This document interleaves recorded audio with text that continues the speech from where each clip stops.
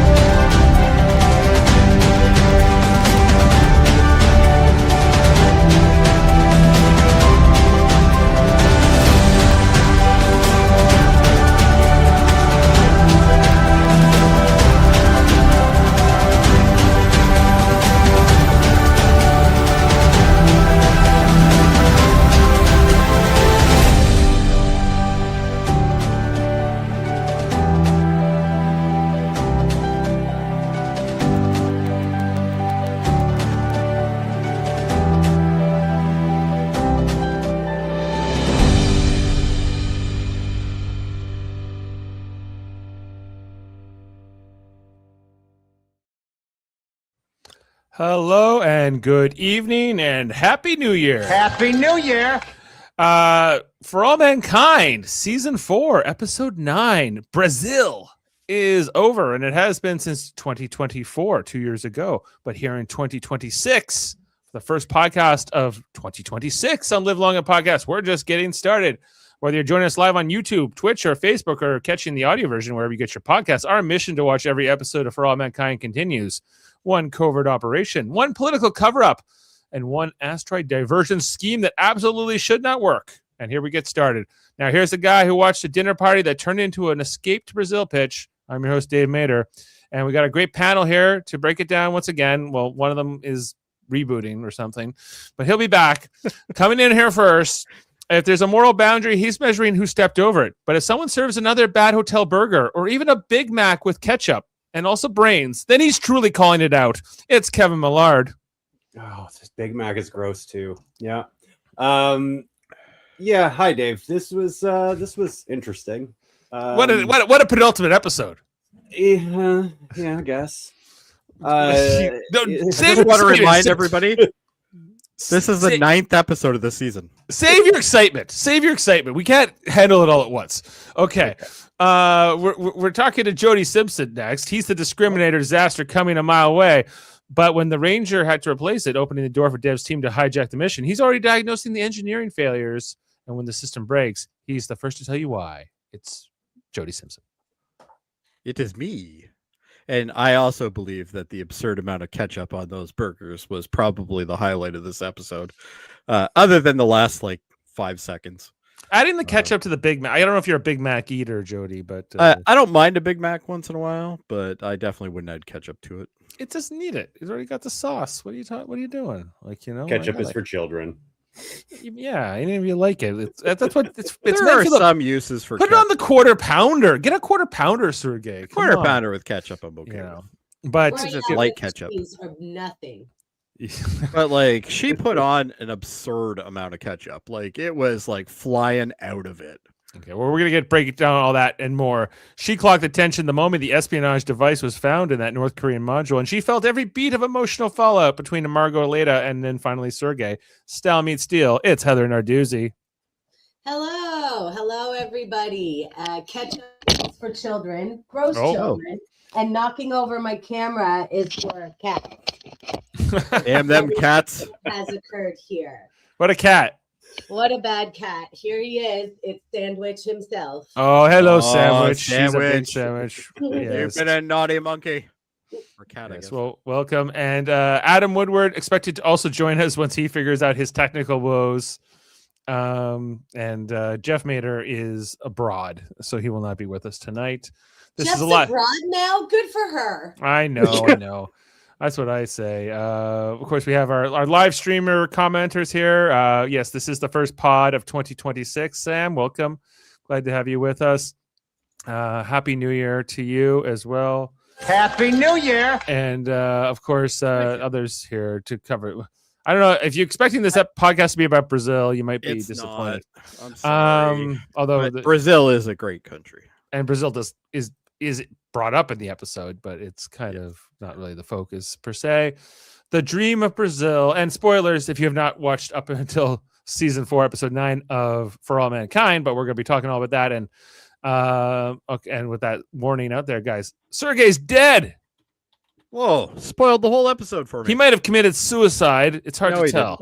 No, it's pretty clear he didn't. But you know what? If that's what you want to believe, then that's good too, I guess. Yeah. Heather, are you mourning Sergei after watching this episode? Like, are you feeling sad about his story? I had not watched this episode or the next one when I watched originally.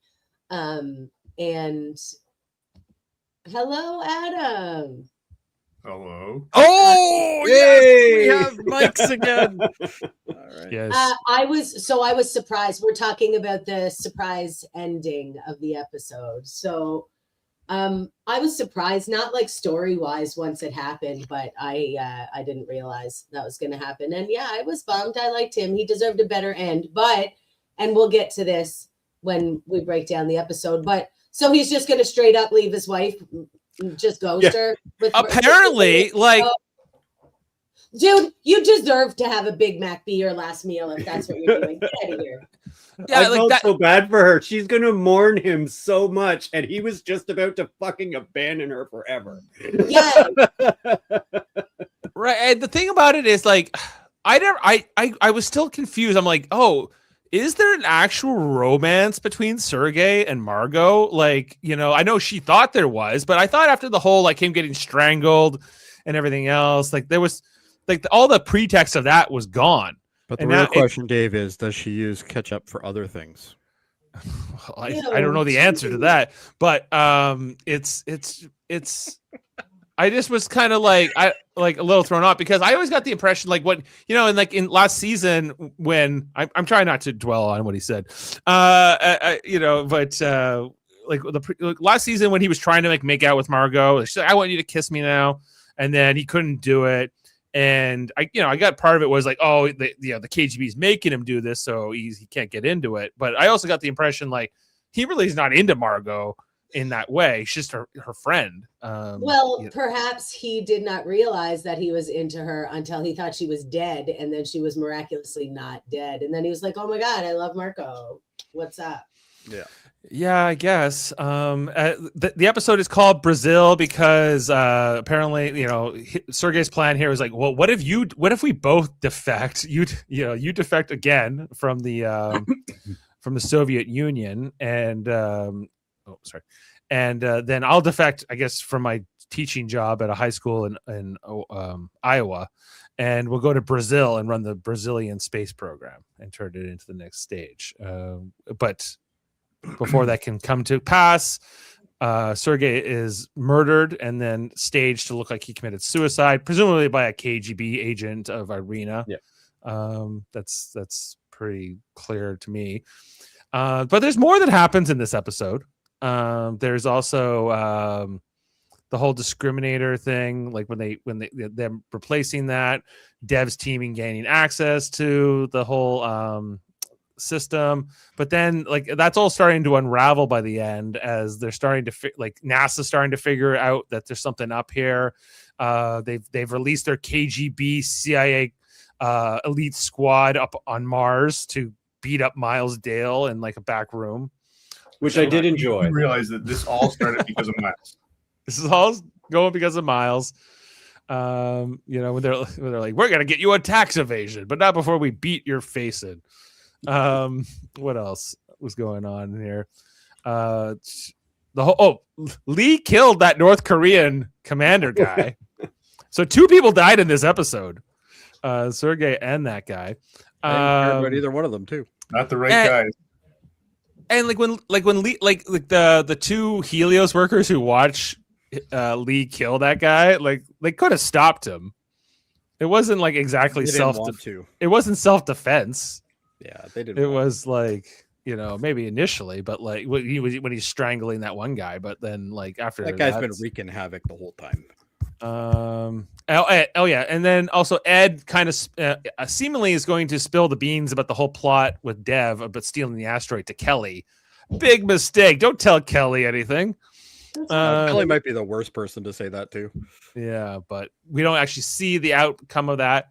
And I think those are all the big beats in the episode, unless I'm missing anything. Well, Adam, did you enjoy the episode? Yeah, it was one of the better ones lately. Yes, Yeah. I did. I was satisfied with this episode. It still ran a little really long, a little bit short, but sort of slow. But I was happy with some outcomes. Like, what are you grinning at there, Jody? Hell yeah, you shaved everything. Well, yes, I did shave. I'm lazy. That's why it only happens once in a while. But yeah, no, like this is I think it was Kevin that actually mentioned it was like 47 minutes or something like that. This episode. Other than an Android. We've had a couple of good 47-minute episodes, which is great. A short one, yeah, compared to the other ones. It was a shorter one, yeah. Like it's, I guess this finale, which I forget, but like needs to deliver because it's all been set up for this. To deliver. I'm just surprised this is the second last episode of the season, and this is what we're getting. I guess the whole shock here at the end with Sergei, I guess is that part's good. Yeah. And Lee killing that North Korean guy was kind of shocking.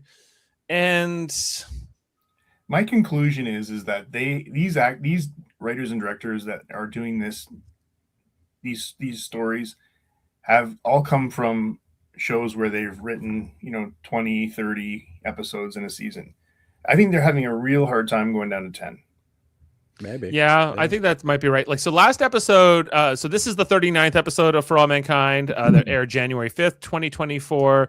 So last week it was written by Bradley Thompson and David Weddle, who are they wrote many episodes of Star Trek, including Deep Space Nine. This episode, it's like the names are reversed. Instead of it's Thompson and Weddle, this one is Weddle and Thompson and Kate Burns, another writer, who have all teamed up here for this episode. They needed 3 people to write this episode? Apparently. Wow. And directed by Sergio Mimica Gazan, who's directed like almost all the finales for All Mankind, and they seem to bring him in for like the big ones.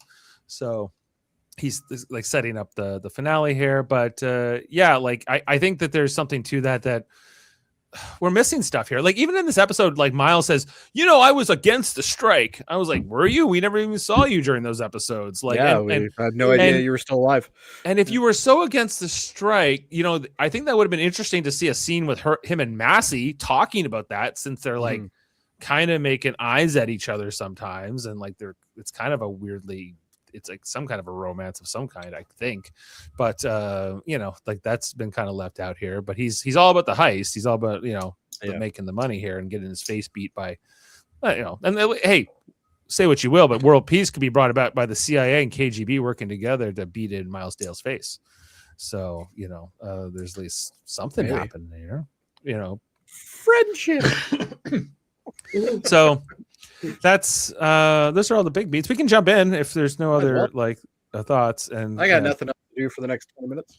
All right, let's talk all about it. At Happy Valley is the first image here. We are seeing the lifts and the operations, but then we are brought down below level 3. What's happening down below in the secret under construction areas? Where only the most brave go. And we see that Ed and Dev and the other Helios workers who are working on this heist are planning to try to get their version of the Discriminator on the Ranger spaceship.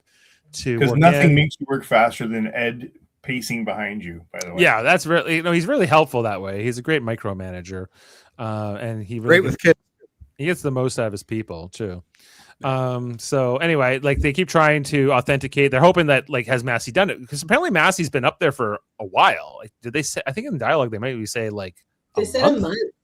This is like a month later. Yeah. Like, so you know, things are not moving very fast. This but, right here annoyed me right off the bat. They don't. Opscom doesn't have logs that show that there's been failed attempts at pinging them, trying to take over the ship. Yeah, they don't have that. I type my password in 3 times at work, and I have to go through a whole rigmarole to get back access. Every time I move locations, I have to go through a rigmarole. If I sign in, yeah, I have to do it like 3 times a day. But this is 2003, everyone. So I don't know. You know what though? It's like Daniel never really checked anything until this, so she'll find it now. Yeah, a little maybe too late though. Anyway, it's not working. So we see that up on the Ranger, it's receiving it, but it's denied. And we see, Massey, who is part of that crew, she's been trying to find an opportunity for a month to switch this out, but she cannot.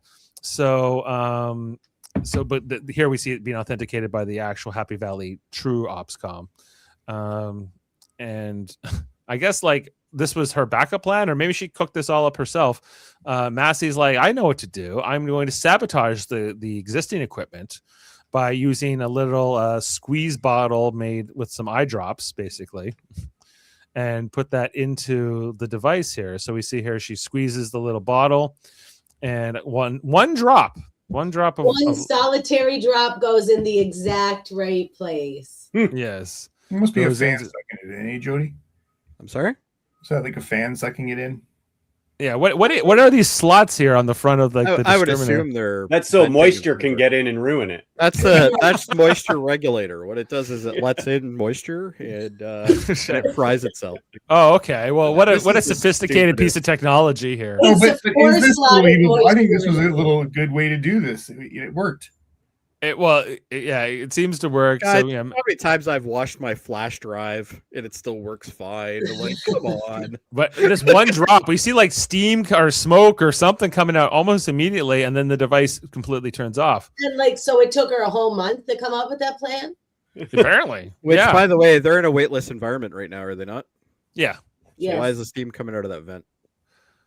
I don't know. Because it's regulating the moisture. Oh, it shoots it out after. Okay. Yeah. Yes. Yeah, after it fries itself, it's like, here, let me show you the smoke. Yeah, that's. It's a suck and blow fan. All these rules. I'll leave that on the table. Anyway, so as we see that go out, we get this wide shot before the credits where we see Ranger is pushing the asteroid and how much big Ranger's a massive ship, but we see how much bigger this asteroid is than Ranger as we pull back. The asteroid's much bigger.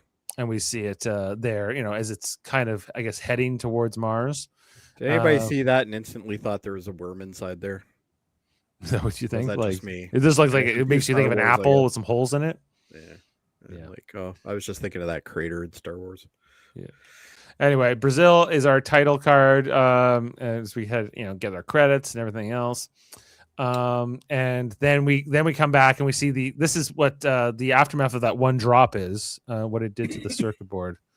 It seems a little off to me. I'm not an expert. It's a voltage regulator, but for some strange reason, when it burned, it killed all the copper wicks that are all through it.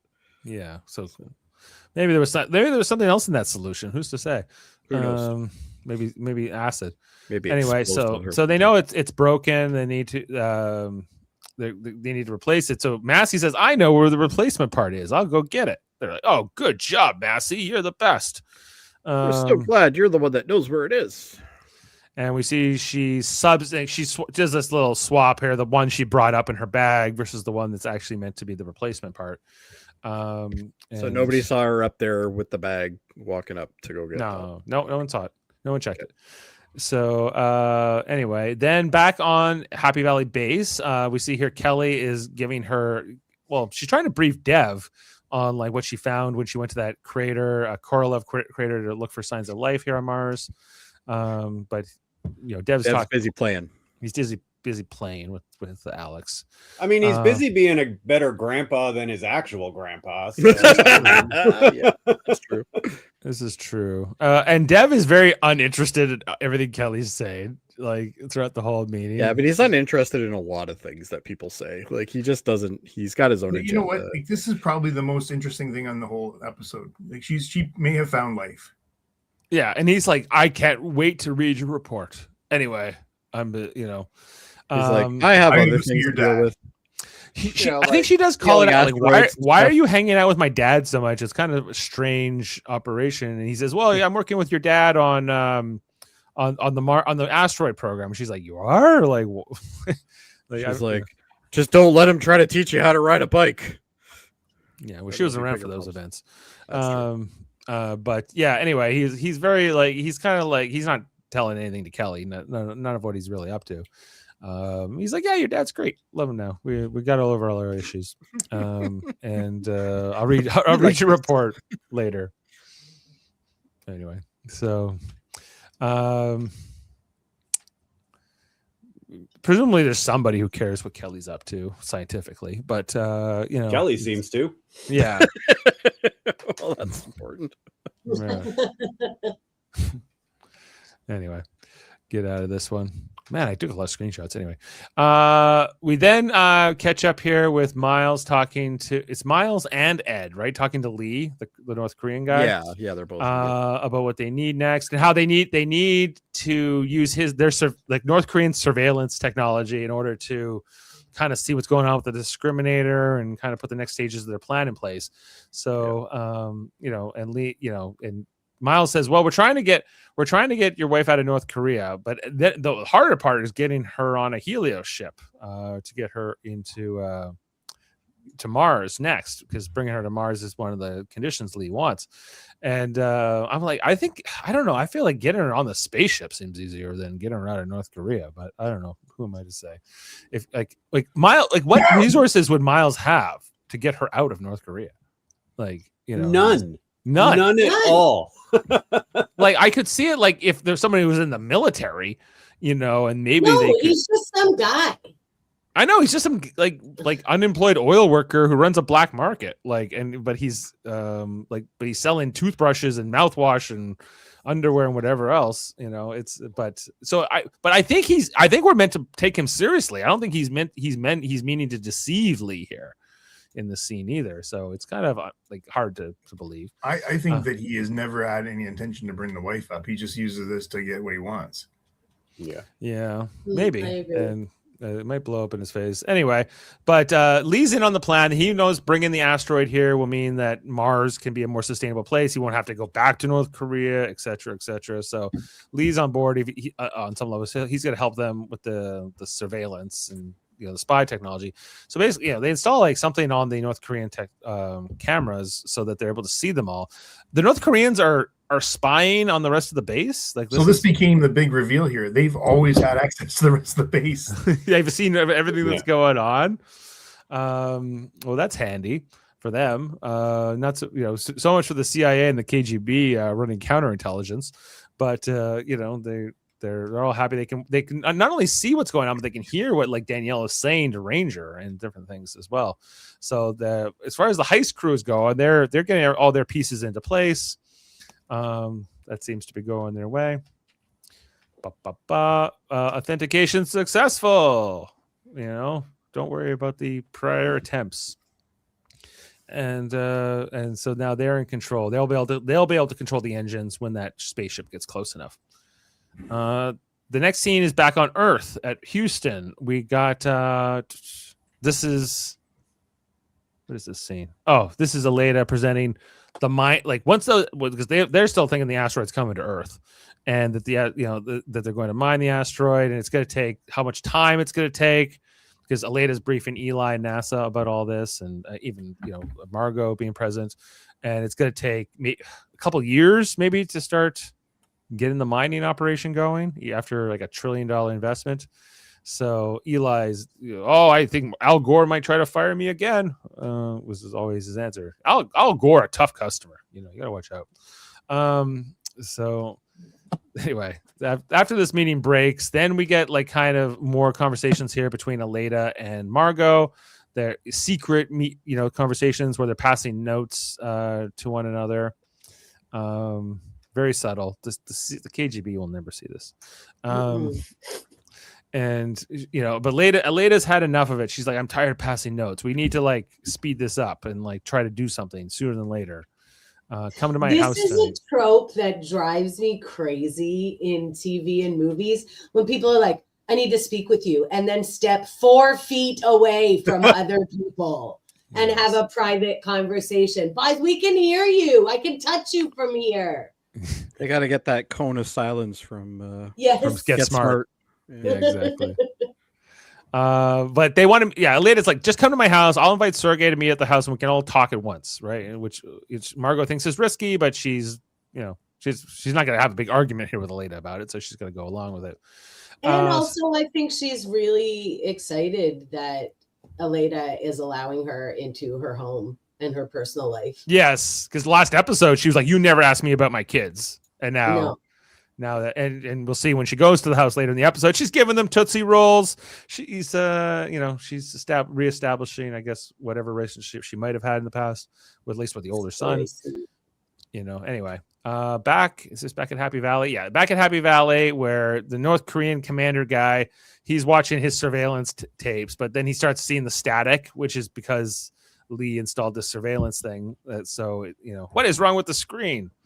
I've never seen static like this before. And then Lee's present here, and Lee tried to be like, I don't know what's happening. He's trying to be all inconspicuous. Oh yeah, what's going on? The surveillance monitors are malfunctioning. Of course it's malfunctioning. Look at this mess back here. Let us resolve the issue. Da, da, da. And then he finds the device. What is this? What is this?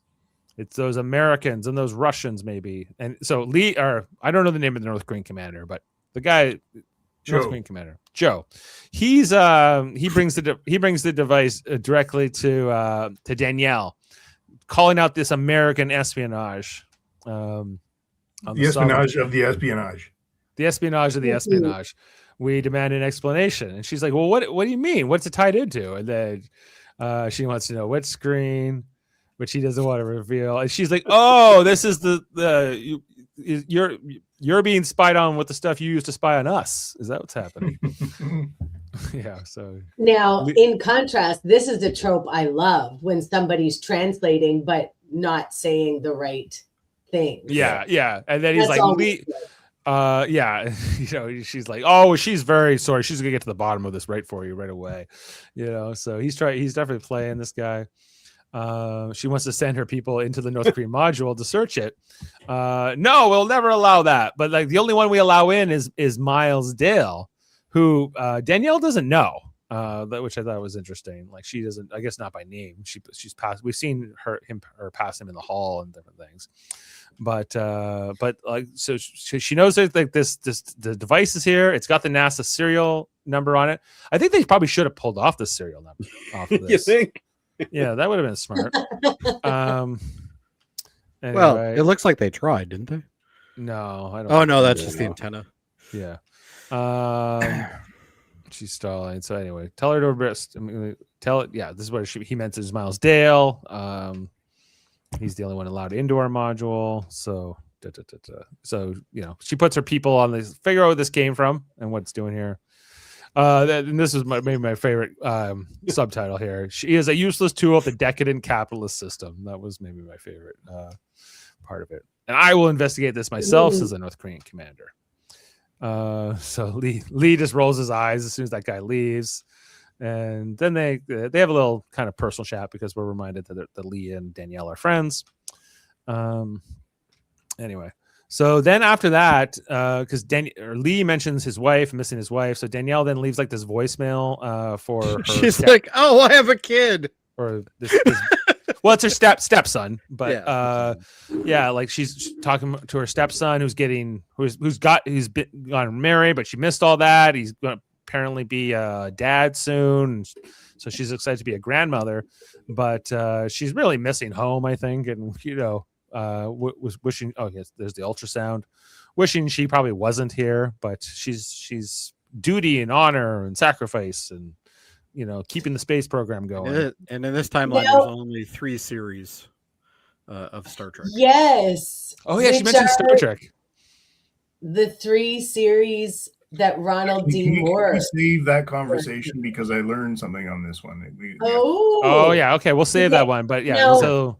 What I was going to say is Now I usually wouldn't speculate like this because I had watched ahead, but I have not seen the last episode of this. So can I speculate that this whole bit setting up Danny with the emotional, oh, I miss you, I should have been there, and this and that, the other thing, they're going to kill her off. She's going to die next episode. I feel First like. thing I thought. Yeah, Really? me too, Kevin. Well, we'll see. I'm okay with it. Shocker. I feel like he was really good at managing a small crew, but when you have like this giant space station, I guess, or planet station, it's way more unmanageable. You got like black market crap. Crew's under 5 is all she should have. She'd Korea's be doing fine if Ed wasn't there. True. That's true. and Jeff. And And Dev. Yeah. And Dev, yeah. But yeah, anyway. So then after all that, we get the scene here at Aleda's house with Margo, who's here for dinner, along with Margo's KGB handler, but he's not allowed inside. He has to wait outside. So he doesn't know what's going on. And Sergei's already been here for hours waiting, parked many blocks away. So, and this is where Margo's looking at him like with like kind of like that look that, I don't know what, like love, I guess is the word I'm looking for. So, they're really. I think he's amping giving this a up. love look there. He's like, yeah, forget my wife in Iowa. Barely know her name. Anyway, then they're working on the calculations for the asteroid because they needed Sergei apparently, like legitimately for like this consultation on what they're planning to do with the asteroid. And they're talking about like, well, what will happen? What would be the geopolitical consequences of all this? And then Aleda's husband like puts an end to all this and says, the dinner's over. We're not talking about this anymore. Enough geopolitical, intrigue and discourse, which even Aleda's son is a little bit thrown off. Anyway, this is where Margo is reconnecting. She gives. I don't know if she ever met Aleda's daughter actually, because Aleda's daughter's presumably younger than 8, so she probably never met her before. But she gives her a Tootsie Roll and wins her over pretty fast. This was very sweet. I really liked this. Margo, like, getting to do the grandma thing, because I think there's kind of like a mother-daughter relationship with Margo and Aleda, whether Aleda wants it or not. Mm-hmm. And I think this was a very sweet moment for Margo, and it felt very natural how she just winked at the little girl and gave her a Tootsie Roll, and just I thought it was sweet. Yeah, it's unbelievably unnatural for Margo to be so kind. But who the hell loves Tootsie Rolls? No, I like Tootsie Rolls. You like them? Oh, yeah. No, I am they're gross. severely anti Tootsie Roll. Yes. Really? I didn't realize this was a big thing for everybody. I cannot stand Tootsie Rolls. Slight hint of don't get me wrong. I ate them, but like they were like the candy. I got a Halloween candy. Like the Tootsie Roll was like okay. That's the scale of Halloween candy, like the orange wrapping. Those orange wrapped things. Yeah, Tootsie Roll. Those are the peanut butter ones. Those are gross. Yeah, and then Tootsie Rolls was second from the bottom. Yeah. Oh, the worst thing. Caramel corn is worse than candy Tootsie corn. Rolls. Yeah, but, candy corns. Candy corns. No, those are bad. I never had them, but circus peanuts are apparently pretty bad too.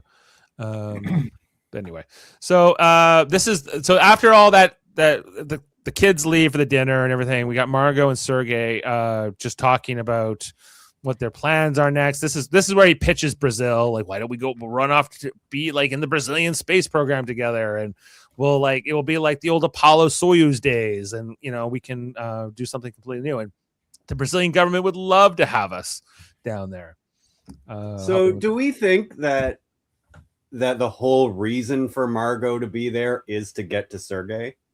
Is for the KGB to get to Sergei? Because she doesn't really need to be in Washington. The only reason would be like if the Russian president wants to just kind of irritate Al Gore and the American government by sending her specifically. But that's a good point. Also, but if you kill defectors, you prevent defectors. Right, and I think it's quite possible that this is the ploy by Irina, that the hope that Sergei would reemerge once she's over there. Yeah, because they probably lost track of him and wherever he was, so, and they probably want to cross out the red in their ledger on him, if you will. And whatever his wife's name was. Anyway. So there, she seems to be down with this plan. She's coming along, and we'll come back to that. And then we have Eli receives a voice or a video message here from Danielle, who says, we looked up this spy device the North Koreans brought us.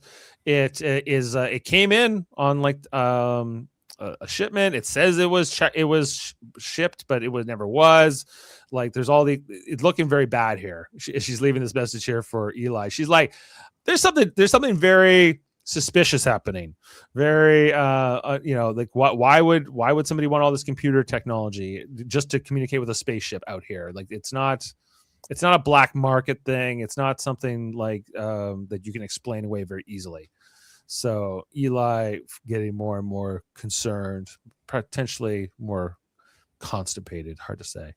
But he's should have said robbing places. He's a sticky bandit. So he calls up Tyler. Get Tyler up here, and we'll come back to that. Then the North Korean guy, he's looking at the video feeds, and as he's looking at the video feeds back at Happy Valley, eating his shrimp flavored puff things or whatever it was. Those things are good, by the way.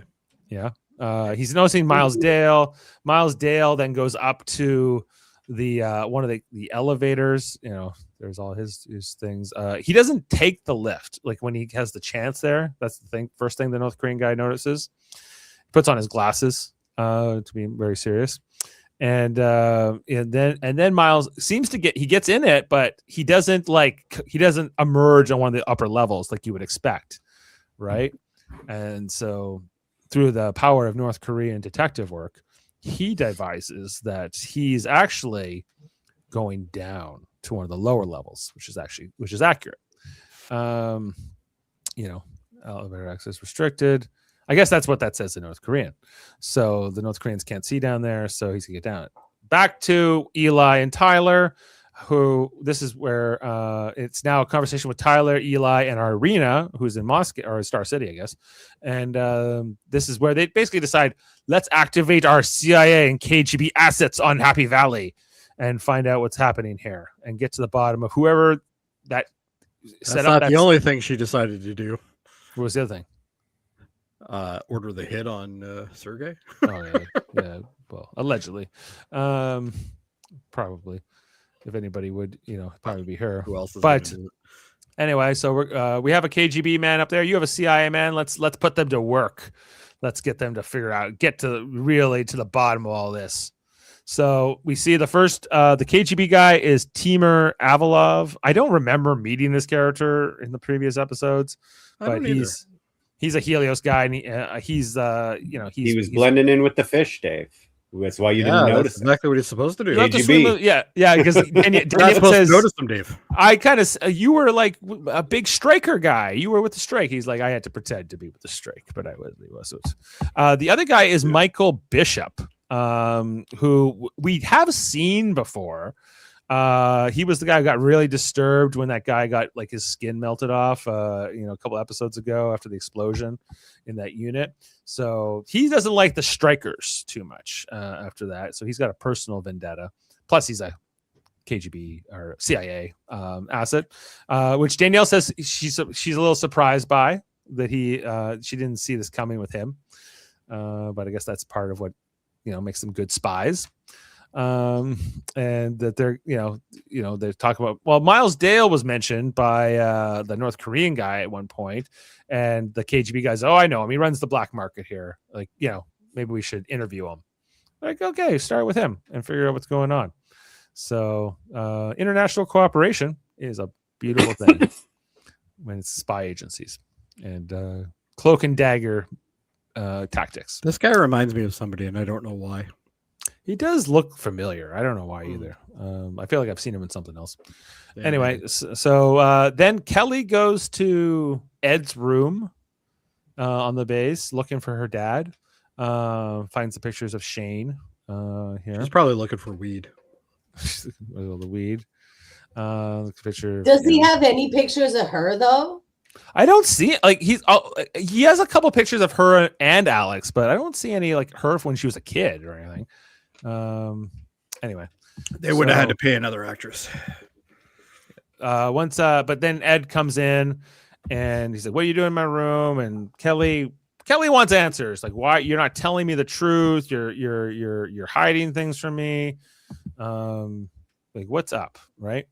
I did like that conversation though, because he had a tear coming down him. Yeah, well, like it's intercutting with other stuff here. So this is the first part of the conversation. Then we pop over to the North Korean guy, who then decides he's going down to level 4, figure out what's down there. He finds something here, like in the elevator itself. Like that the panel's along the panel. Yeah. There's another panel behind the panel. Is that what it is? No, I think it's just somebody pried it to get into it. Pried it open. Yeah. Right. The takeaway there. Okay. So he heads down there. Meanwhile, like the not just the CIA guys, but those security guys with sweater vests, they're tossing the base again at Happy Valley, trying to figure out what's going on. Miles sees this going on. He runs into one of these security guys who says, "Hey, I've been asked to go and do an HVAC repair or something in one of these rooms." And then he ends up in this room, and guess who it is? It's Mr. CIA and Mr. KGB, who are like, "Oh yeah, come on in, buddy. We need you to look at this." But then they close the door on him, and I don't think his democratic rights are going to be observed here in this next procedure. They don't have to. It's on Mars. This is true. And so he's a little worried. Back to the whole conversation with Ed and Kelly. Ed talks about his fears of getting old, not wanting to go back to Earth, not wanting to be in a nursing home in a diaper and all these things, and didn't want to talk about that fear with Kelly. But they kind of have a nice conversation here, like where she understands him a bit more and why he's does what he does. But then, by the end of this, she wants answers from Ed. She's like, "Now tell me what you're actually up to." He's like, "Oh, but did you have to ask me that? We were having such a nice moment. I was just sitting around smoking weed." You're right. That was the exact look on his face too. Like, yeah. Thought we were done. Yeah. No, I didn't think this conversation was about that. But anyway, he's like, "Shit." Yeah. And I just said I would never lie to her again. Exactly. I said I'll never lie to you again. Then what the hell's going on with you, Dev? Oh well, never mind. I won't lie again, except for that. Yeah. We go back to Miles getting interrogated by this KGB CIA alliance here, showing the requisition of all the computer equipment that was it's being used for the heist. And Miles, he's no snitch. He's going to he's not going to give up his compatriots here when he has a chance to be a billionaire, as Dev has promised him. So he's not cracking under the pressure here, under the lights, and is this where they start? Things go wrong when he starts describing him, his friend, with the plastic melting into his skin. And yeah, oh yeah, he says, "Yeah, were you part of the strike?" And my friend got his skin melted off. He's like, "I had nothing to do with all that," which is true. But then the Russian guy just punches him, and then the CIA Russians do. It's on after that, right? And he's like, "Oh my god, that really hurt. I wasn't expecting that. You hit me." And the CIA guy's like, "Yeah, how does this one feel?" Yeah, and then he does it too. Yeah, he's no better. What's an American one? And they tie him to a chair. And we'll catch up with him next episode. I'm pretty sure he's going to end up having jumper cables in a very awkward place later. Yeah, perhaps. They'll be getting that Casino Royale treatment with like the chair. With the chair with no bottom. Yeah. Oh, that still rubs me the wrong way. But it's only one. It's only like 1/3 the gravity, so it's not going to hurt quite as much. Maybe. Anyway, I don't know. So, less resistance. Meanwhile, the North Korean guy is he's trying to find what's down here on level 4, which is still mostly under construction and not finished yet. But then he hears like a couple of the Helios people who are part of the heist talking. He finds their little room here. You know, and I was Can't waiting remember- for John McClane to come out. does Lee hits him with like a pipe or something, right? The flashlight. Yeah, he hits him with a flashlight or something. He hits him with a flashlight, but it doesn't like knock him out at all. And then Lee attacks. Or they get into a fight, but then the North Korean guy attacks the Helios guy. Like this, I forget this guy's name. Well, the Helios guy comes over to rip them apart, right. and when right. he rips them apart, he starts attacking him instead. Yeah, and then all of a sudden Lee gets the Yeah, Lee North grabs Korean him guy, and the starts North Korean dragging him. commander, like he gets him in like into some kind of a sleeper hold here or a chokehold. You know what And- pisses me off the most about TV, Dave? That everybody dies by strangulation in less than 30 seconds. That's not reality. well, they want the episode to be shorter, so this I is what we guess. get. But yeah, like, and so like the Helios people just kind of watch Lee suck the life out of this guy. His own commander, by the way. His own commander, who, you know, we established he wasn't a nice guy and he was a devout like North Korean dude, but like I don't know. This Yeah, seemed but a little he's seemed a little working for himself. unnecessary, if you ask me. Lee's working for himself now. He's fine. Anyway, like this was I would say a murder. Well, it was a murder. So not even a manslaughter. Anyway, but and then like those guys are just like, huh? Well, what now? Like, you know, I don't think They're they like, had this is signed some crazy North Korean shit. We are This- out of here. It's out of We are here. outie. They're in kind of deep though now. So like okay, like so what? Like you're gonna hide his body until what? You steal an asteroid, and then like because you stole an asteroid, it doesn't matter that you killed him. Like it's still gonna matter. They're just gonna throw him outside, okay. and then nobody will see him. And then when they were like, "What happened to your commander?" They're just gonna be like, "I don't know." I don't know. Like, I don't know. He got lost, I guess. Yeah, he went for swimming with the fishes, or the whatever life Kelly's looking for. Anyway, so then the final scene here is we got Sergei at his motel. He's bringing back his McDonald's to his motel room. We got. I do like how they use the old like baggage designs and stuff, though. I thought that was. Oh yeah, it was like era specific McDonald's bag.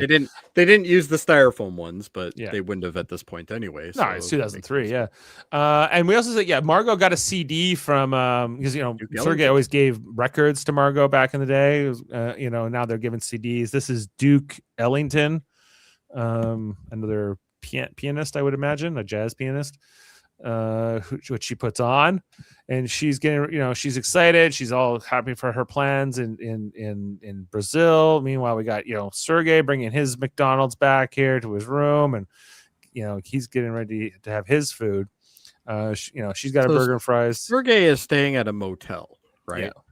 And if you notice, it's got like glass tops on it and stuff like that. I'm like, there is no way this is a motel. Like it's.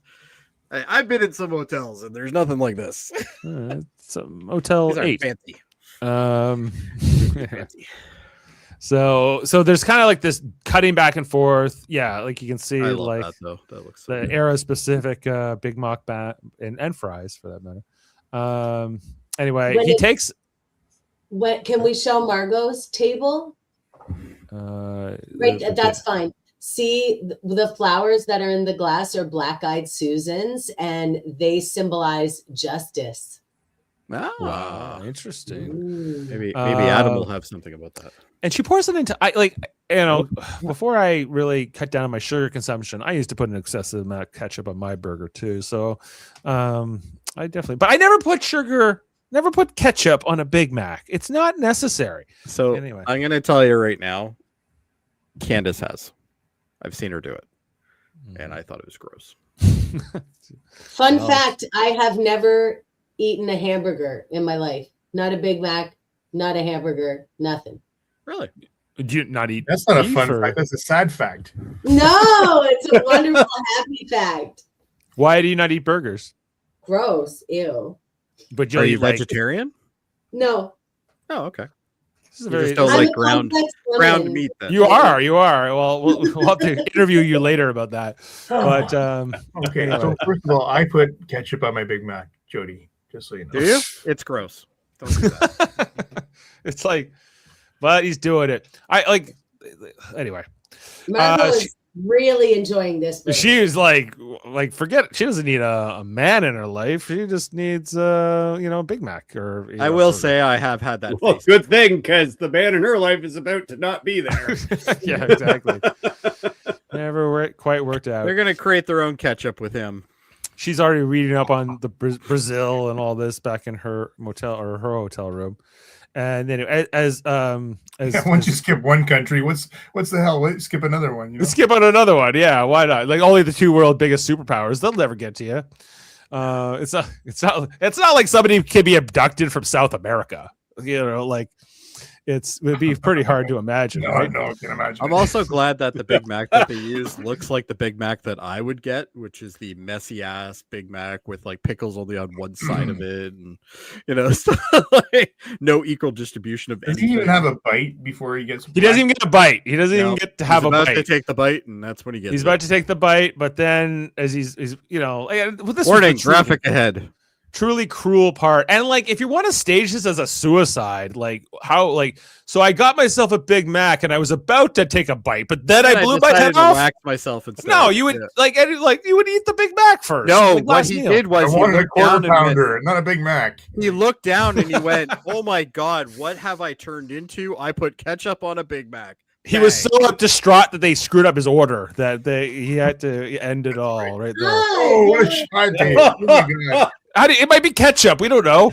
So it's it's not Margo's room. Ketchup and brain matter, baby. Anyway, so Sergei takes one in the temple here.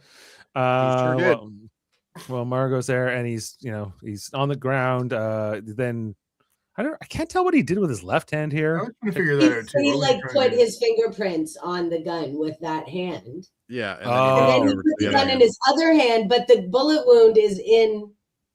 No, he shot him from the right side. The exit wound's on the left side.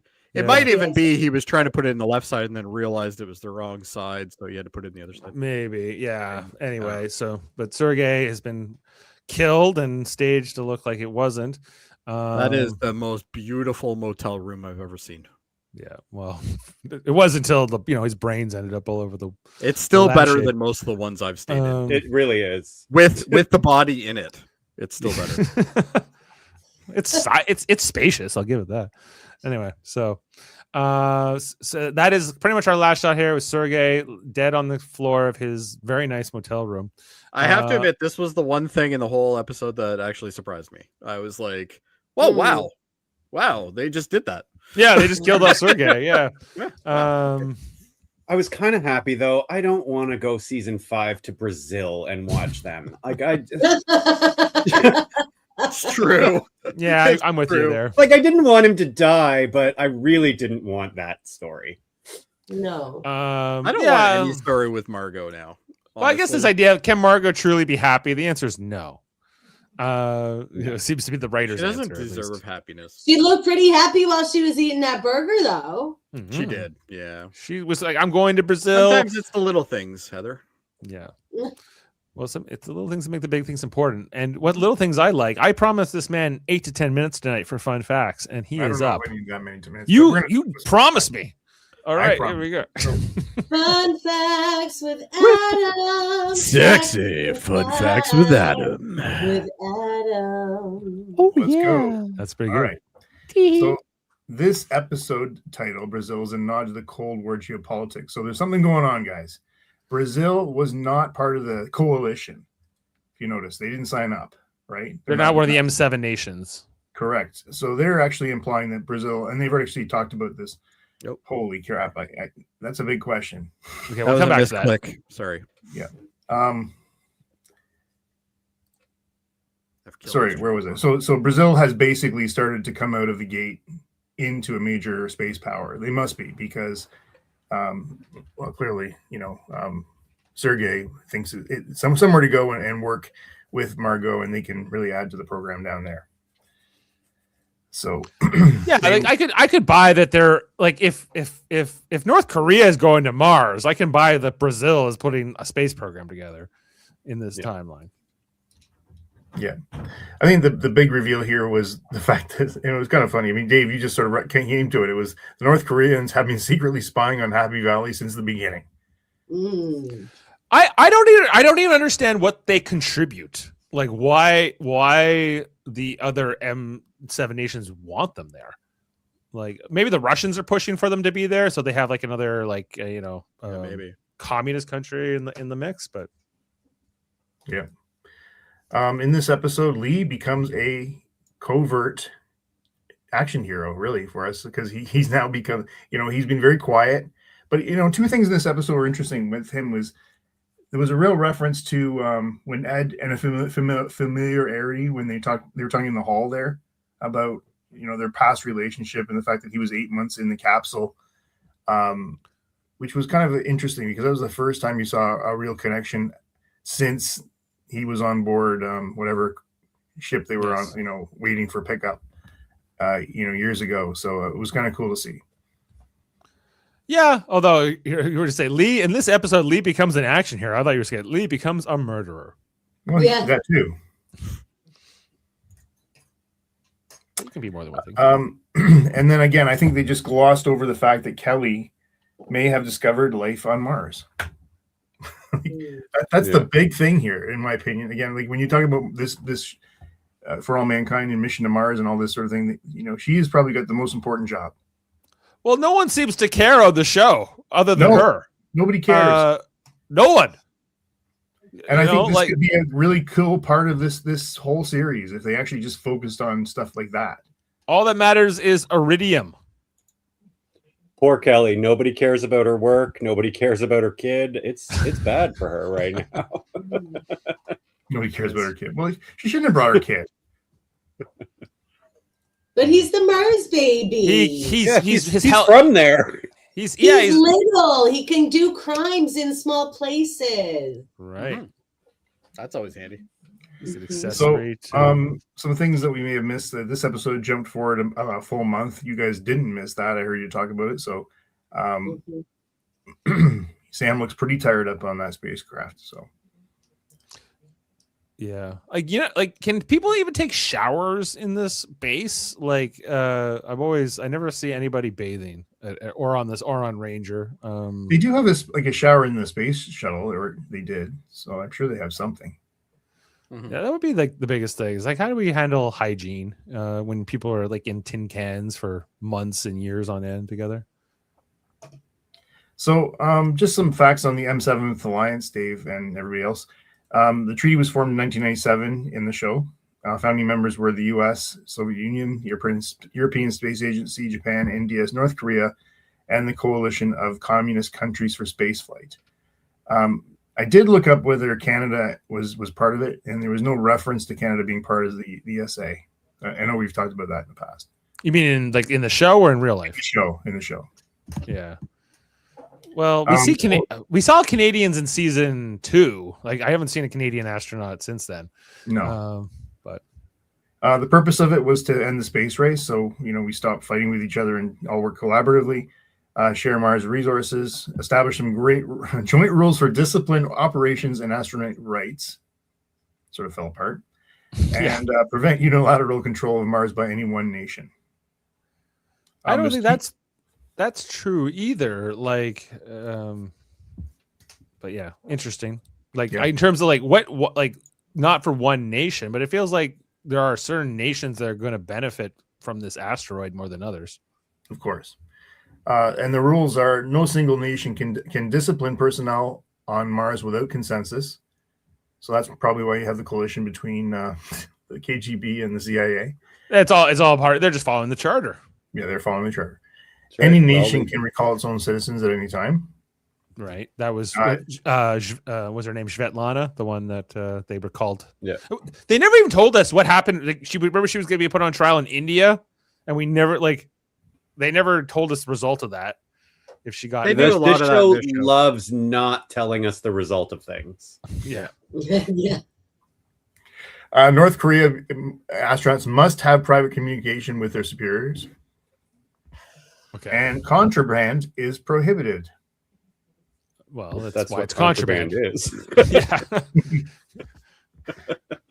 It should be contraband is unprohibited. Miles Dale's like, yes. All right, let's go.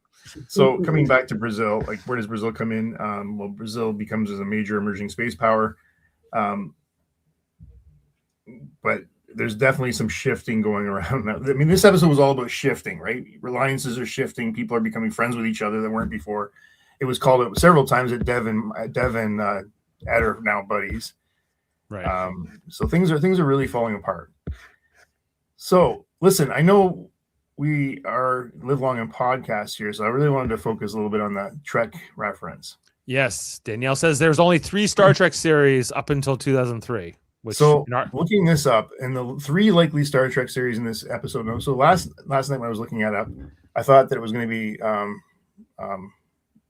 what's his name, Moore's 3 that he was involved in, like Next Gen, Deep Space Nine, and Voyager. And Voyager. However, it's actually the original series. Yeah. Star Trek Phase 2, which never came to pass. Remember that? Yes. Did you hear about That would have been in the 70s. Like they ended up making the motion picture instead. That would have been Next Gen, essentially. Yeah. That's right. And then a version of Star Trek Next Generation, where we're probably the third 3 series that she meant referenced at that point.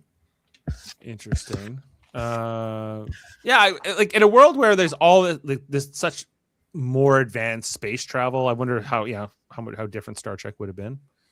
Star Trek ended in 2005, I think. Well, you think you're referring to Enterprise, yes, which did finish in 2005. But in our timeline, up until 2003, there would have been 4 series. No, 5, because Enterprise had already started by then. So Phase 2, it was actually canceled because it was replaced by the motion picture, as you guys just called out. For All Mankind, Phase 2 actually gets made during the mid-70s, and it ran for years and became a major cultural hit. This is probably the biggest divergence in the Trek timeline. And then finally, the third one was Next Generation. It exists, but it's not the same generation we know. It would have been shaped by a world where humanity had landed on Mars in 1995. Space exploration is more advanced, and a public is more interested in real spaceflight rather than fictional spaceflight.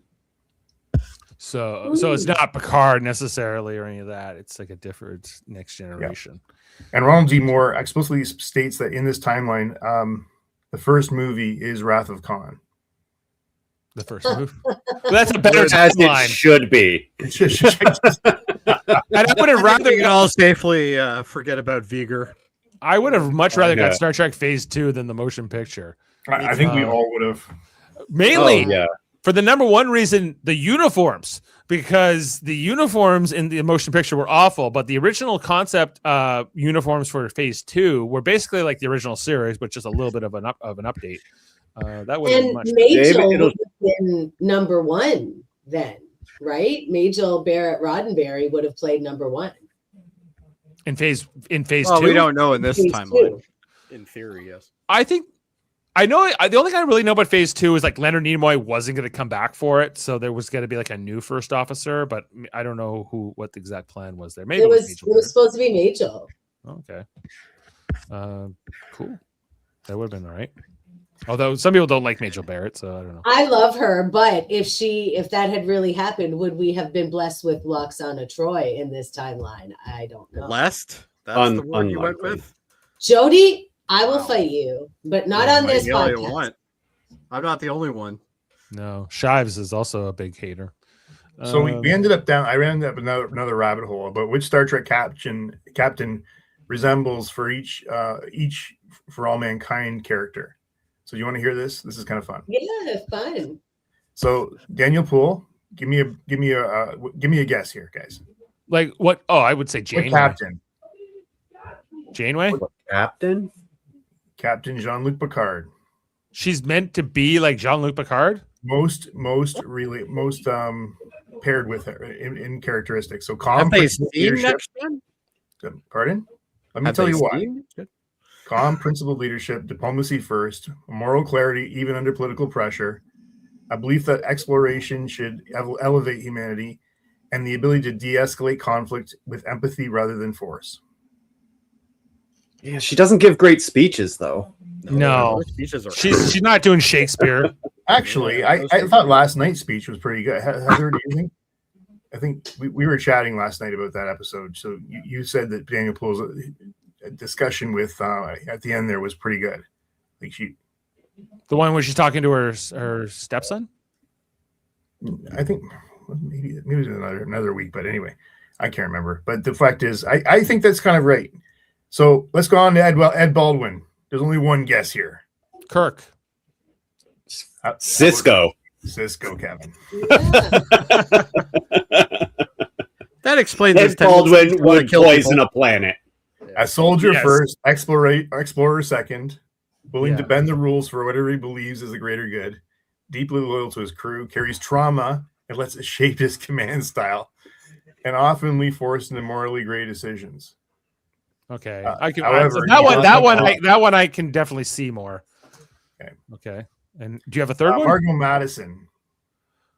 She's like more like an admiral. A Badmiral. Yeah. Yeah. So she called. They basically went to Captain Spock from Strange New Worlds era. Okay. She's not a captain, but her leadership archetype is very Spock-like: hyper rational and decision making, emotional suspension or suppression. Believes that logic can solve any crisis. A deep internal conflict between duty and personal loyalty, and a quiet, intense moral compass. I would even compare Margo more to like 7 of 9 or somebody like that. You know, like. Okay, Ellen Wilson. Kirk. Janeway. That's She's a probably woman. She's queer, and she's doing it on her own. Fairly principled, willing to make hard decisions, carries the weight of command personally, balances compassion with steel, and deeply committed to the idea of a better future. Janeway had a husband. She had a boyfriend with a Well, a dog. boyfriend, yeah. He wasn't a husband. Yeah, people can have husbands and still be queer. True. We watched it for like. We watched it for several seasons. Yeah. Yeah. Okay, Miles Dale. Now, he's not a captain, but the match is Quark. awesome. Pardon? I would compare him to Quark, Morn. O'Brien. O'Brien, Jody got it. Yeah, he said. I think like the whole common He man. needs to suffer more, though. Yeah, he needs to suffer a lot more. They need to punch him a few more times. Well, he might by the next week he might be there. You know, so the working class heart of the operation, the guy who keeps everything running, underestimated but essential, morally grounded. I don't think that's true, and constantly caught between fractions. What has led us to believe he's And- morally grounded? I don't know. I And don't he agree with fits that. right into organized crime, no problem. Yeah. And then Yeah. Lee Jung. Lee? Lulu. I'm being Um, stereotypical. But, No, Okay. I would like. I'm guessing Janeway is the only one you haven't mentioned, so like maybe. Or No, Kirk. Janeway I mentioned. No, Margo That's was Jane Wilson. Oh, Kirk. Then. Wilson's Janeway. Oh, they also said that they went on about Ed Baldwin being having Kirk swagger, his impulsiveness, and the "I'll do it myself" energy kind of thing that Baldwin has as well. Yeah. Yeah, my instinct was more Kirk, but when you explained the Cisco parallels, I was like, yeah, that fits too. So Lee Jung Gil, Worf, bound by honor, shaped by a rigid cultural system, torn by loyalty and morality, capable of surprising looks way emotional more depth, useful. and And a warrior, always ready to kill. Always ready to warrior kill, who yeah. ultimately chooses compassion but kills his boss. You know. Anyway, those are my fun facts for tonight, guys. well, thank you, Adam. Those were very fun. I think They you were- actually Very hit fun, the very sexy, fun fact. I think you hit the level that Dave wanted. I think that was the right amount of time. I Yeah, felt it was that last good. It week. was. It I lived felt- up to I my hit a low expectations. last week. It's okay. There you go. We're That's back. good. All right. Well, then let's get to our ratings for this episode and put our scores down, and we'll catch up with Jeff next week on this one. We only got one more after this. So, Jody, do you want to start us off for Brazil? No, I'm gonna wait. Okay. You go to Adam, would you like to start us off for Brazil? 6. 6. Dave, what do you want to give it? I'll give it. It's a 7.3. Kevin. 7, I guess. It's better than last week for sure. Heather? 7. Jeff not here. Jody, back to you. I'm more with Adam. I think I'm a 6. All right. We're averaging 6.7. The IMDb score for this is 8.1. Why? What the hell is wrong with the world? I People don't wanted understand. this You know, to you get talk about some shot. great I Star got Trek it. episodes, and they rate them so low, and then they rate these high. Well, it's there's just only like tomorrow. There's only 1,200 people who voted for it. Yeah. Anyway, so we're averaging 6.7. Certainly not the best episode of the season. The season overall is averaging 6.7, so it looks like it's going to be our lowest rated season. I sure hope so. Even if we all give 10s next week on the finale, I don't see this going up. No, we won't. No, mathematically can't happen. Oh, I'm now currently the lowest for season 4. Nice. You are. You're also the lowest overall. Oh. No, well, yes, he is. Yeah. Well, Kevin. one decimal point. The No, highest rated for the season is me, and then Heather.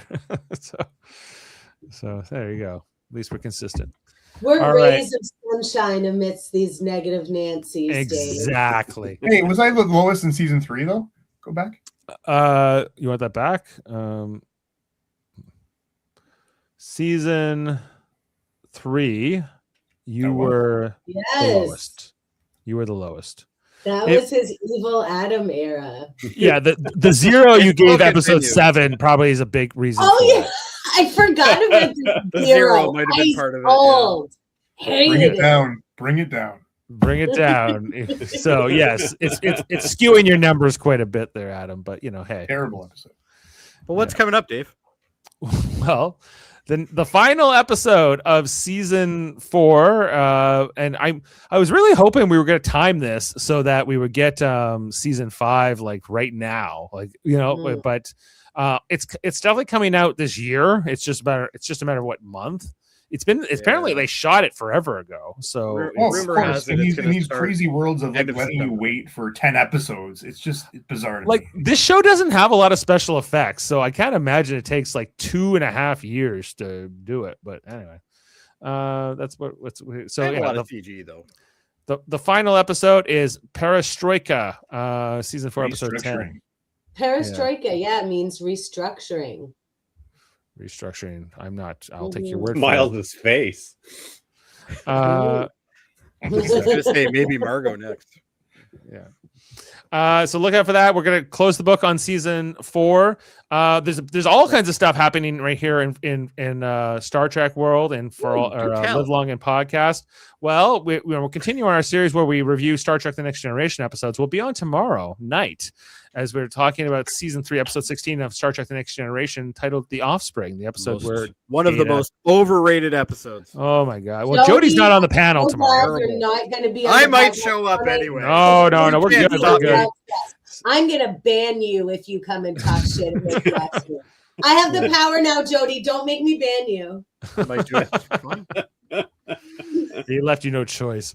Anyway, so I'm on with Adam, Heather, and Chris Worldmind Murphy tomorrow night to talk about that. And then the week after, or next week, we're starting on Starfleet Academy, the premiere episode. Title not yet disclosed, but we will be talking about the first episode. I think Ashley is going to be on. And It'll be called and something others. stupid like Beginnings or something. Or probably like semester 1, or Headmistress. First Contact 101, maybe something like that. Who knows? It will be something Frat like that. week. Frat week, Frosh week. Here we go. Frosh week. So, For happy Klingon fraternities. yeah, so check out our coverage of Starfleet Academy next Thursday. That's better than what we were watching before. We'll see. That poster is better than the one you showed before. Oh yeah, this is the new poster they put out to deal with the outrage that this poster. I'm trying to be positive about this show, but that poster worries me. This one? It was Yes. horrendous. Horrendous. Well, it's something. Show me the other one. It looks like the new Kim Kardashian, Sarah Paulson, sexy lawyer show. Mhm. Did that get canceled yet? I don't know. Apparently, it's got abysmal ratings. No doubt. Whatever, whether it's good or bad, we're going to be talking about it. So Well, you kind of will. It'll be called Starfleet Academy. And I got to figure out what we're doing with TNG, or even what we're, maybe we should do TNG on Monday nights while we're doing. Why not? While we're doing Academy. I don't know. What night is Academy on? It's on Thursdays. Oh. So, anyway, so check out our coverage of the finale of For All Mankind next week. And I think that's it. We did a Radio Theater recently. Oh. Check out our Galaxy Quest read. It was a lot of fun. It took us like 2.5 hours, but we did it. And it was such a fun movie. It was a lot of fun. We had a lot of fun. We had a great great. cast for that. Really recommend you go check that out if you have not already. Well, and thanks to all those out there in the live comments. We appreciate all that too. Okay. Well, we'll sign off for tonight, and we'll see you next time. And I'll see a couple of you tomorrow night as well for The Offspring. And until then, live long and podcast. Good night, everyone. Good night. Beam up some Star Trek content with Live Long and Podcast. A roundtable movie discussion with Hey, did you see this one? And take a peek into the darkness with Heard Noise, Must Investigate with Michael Chan. Watch us duke it out on trivial debates. And let's chat about TV with the Super Mario Brothers. It's all here on the United Federation of Podcasts.